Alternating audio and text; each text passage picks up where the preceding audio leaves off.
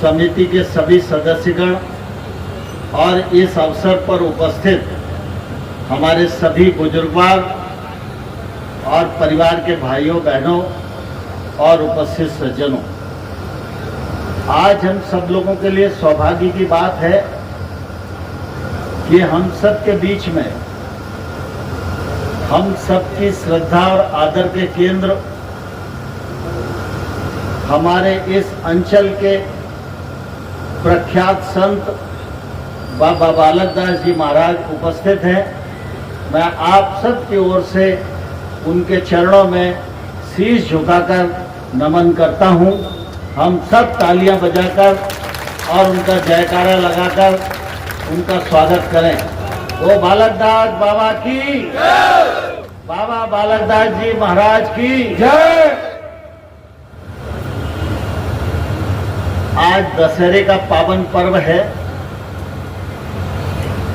इस पर्व पर मैं आप सबको अपनी ओर से बहुत बहुत बधाई देता हूं, बहुत बहुत शुभकामनाएं देता हूं। दीपावली भी आ रही है, दीपावली की भी हार्दिक शुभकामनाएं। सीता जी से विवाह इत्यादि होने के बाद वो अयोध्या में आए। अयोध्या में उनका राज तिलक होने वाला था। अब आज सामान्य तौर पर जरूरत पड़ जाए तो सड़क बनाने के लिए भी अपन 1 फुट चबूतरा छोड़ने को तैयार नहीं है, लेकिन राम जी ने अयोध्या के राज को त्यागा। महाराज दशरथ चाहते नहीं थे प्रजा भी राम जी राजा बन जाए, इसी के पक्ष में थी। मंत्रिमंडल भी पूरा पक्ष में था। चाहते तो राम जी कह सकते थे कि आप तो न्याय के देवता हैं, जनता को न्याय करने दो, तो जनता राम जी के पक्ष में न्याय कर देती। लेकिन राम जी ने बन जाने का पिता का वचन स्वीकार किया और 14 वर्ष उन्होंने वन में रहकर अपनी यात्रा को पूर्ण किया। आप सब जानते हैं, जब राम जी वन में गए तब वो राजकुमार राम थे। लक्ष्मण जी भी राजकुमार लक्ष्मण थे। लेकिन 14 वर्ष वन में अपना कार्य पूर्ण करने के बाद जब वो अयोध्या लौटे तो राजकुमार राम नहीं थे, मर्यादा पुरुषोत्तम भगवान श्री राम होकर वो अयोध्या जी में लौटे। तो इससे हमको अंदाज लगाना चाहिए कि भगवान को भी परिणाम प्राप्त करने के लिए कर्म करना पड़ा, त्याग करना पड़ा, तपस्या करनी पड़ी, संघर्ष करना पड़ा, धरती पर सोना पड़ा, कंदमूल फल खाकर जीवन जीना पड़ा और दुनिया भर की परिस्थितियां वन में आई। तब आज मर्यादा पुरुषोत्तम भगवान श्री राम की हम पूजा कर रहे हैं। जब भगवान को भी त्याग और तपस्या करनी पड़ी तो हम लोग तो साधारण मनुष्य हैं। हम लोग साधारण मनुष्य रहकर कैसे प्रतिष्ठा प्राप्त कर सकते हैं? हमारे पूर्वज, चाहे वो महाराणा प्रताप हो,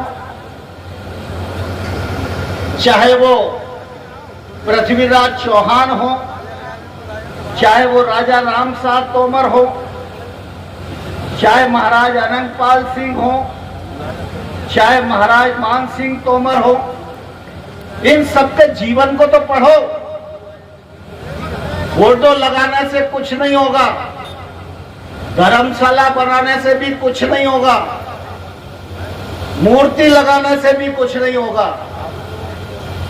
अगर होगा तो अपने पूर्वजों का संघर्षशील और त्याग तपस्या से भरा हुआ इतिहास पढ़ने से और इतिहास पढ़ने के बाद उस पर अमल करने से।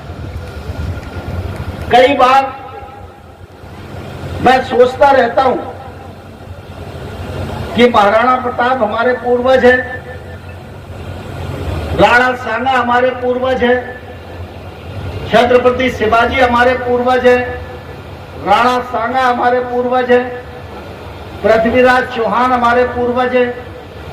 इन्होंने जो संघर्ष किया उसके कारण क्षत्रिय समाज की बहादुरी, वीरता और साहस का एक इतिहास बन गया इस धरती पर। अब इतिहास तो पूर्वजों ने बनाया, हम कमाई कितने दिन तक खाएंगे? दूसरों के लिए जीना और सनातन धर्म के लिए मरना, इससे हमारे पूर्वजों की प्रतिष्ठा बनी है। अगर इस गुण का एक अंश भी हमारे भीतर नहीं है तो ये प्रतिष्ठा हमारे पास कितने दिन रहेगी? ये विचार और समीक्षा करने का त्योहार दशहरे का त्योहार है। आप सब जानते हैं दिवाली खाने पीने का त्योहार है, होली रंग खेलने का त्योहार है, लेकिन दशहरा समी और शस्त्र के पूजन का त्योहार है। ये दशहरा इसीलिए बनाया गया है कि हम सब इकट्ठा हों और अपने पूर्वजों के कृतित्व और व्यक्तित्व का विचार करें और क्या हम उस रास्ते पर चल सकते। इस दिशा में जब हम सोचेंगे और विचार करेंगे तो निश्चित रूप से हम पूर्वजों की प्रतिष्ठा को न सिर्फ कि कुल मिला के हर चीज के पीछे तब लगता है। आयोजन समिति के जो हमारे मित्र हैं जिनने कार्यक्रम आयोजित किया, बेचारे ने काफी कठिनाई से कार्यक्रम की आयोजना की, 10 लोगों का सहयोग किया, गांव में गए, खबर भी करी, लेकिन हमारा भी उतना ही बड़ा फर्ज है ना, जितना आयोजन समिति का फर्ज है दशहरे के प्रति। प्रत्येक क्षत्रिय का धर्म है दशहरे के कार्यक्रम को सफल बनाना, सिर्फ आयोजन समिति का नहीं है। आयोजन समिति ने तो जो साहस किया, मैं उनका जितना अभिनंदन करना चाहूं, मैं समझता हूं कि वो अभिनंदन कम ही होगा। इसलिए हम सब लोगों को कोशिश करनी चाहिए कि हमारे युवक सही रास्ते पर चले।